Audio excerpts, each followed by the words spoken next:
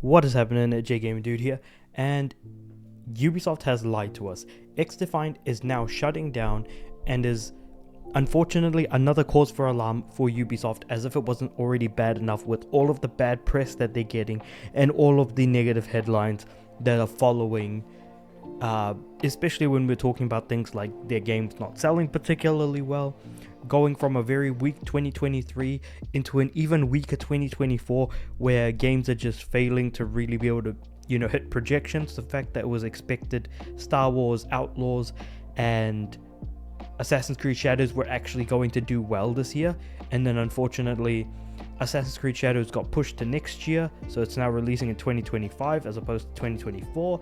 And on top of that, they're probably going to use excuses like there were too many big games in February of 2025 that it probably won't do particularly well, or the fact that the game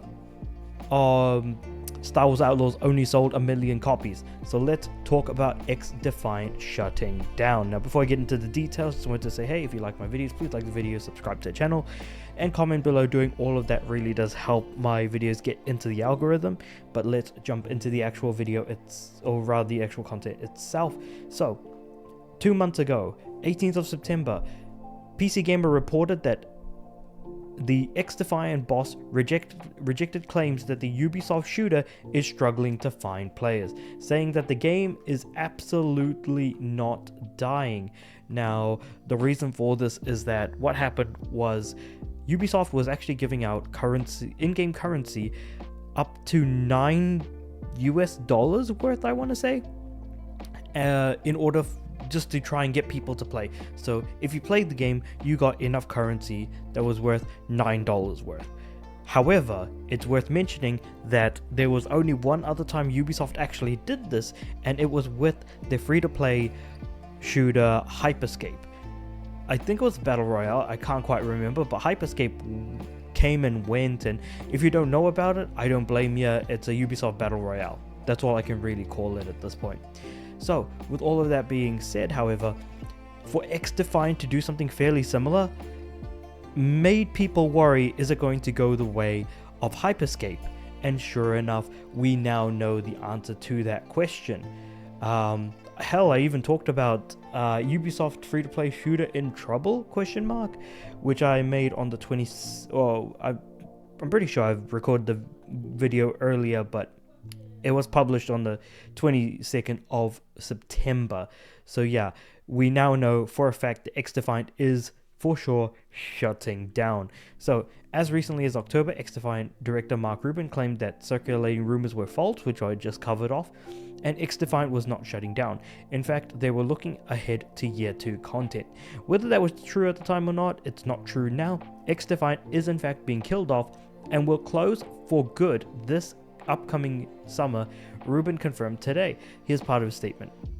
Free-to-play in particular is a long journey. Many free-to-play games take a long time to find their footing and become profitable. And it's a long journey that Ubisoft and the teams working on the game were prepared to make until very recently. But unfortunately, the journey has become too much to sensibly continue. Ubisoft has clearly put Rubin in a tough spot here.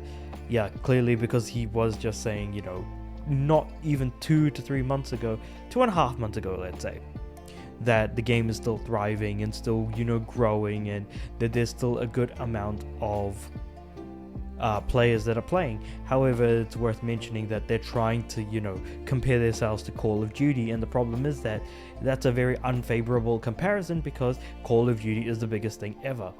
Every year when a Call of Duty drops, people are going to play Call of Duty. People are not going to stop, people are not going to stop playing Call of Duty because they have something different that is a single game, that is a live service. And hell, the fact that it's a live service doesn't really help matters with the fact that people are now kind of getting sick and tired of live services. On top of it, the fact that they charge so much damn money for everything. And I feel like this Forbes paragraph here by Paul Tassi from Forbes, which I'm reading this article from, is worth mentioning for sure, because it is a great summarization of Ubisoft in 2024. 2024 has been an utter disaster for Ubisoft. Among its two biggest titles of the year, Star Wars Outlaws underperformed, ending up in the lower half of Ubisoft's AAA titles in terms of review scores, and Assassin's Creed Shadows had to be delayed out of 2024 entirely after both cultural controversies and Outlaws scaring them into thinking the game needed more work.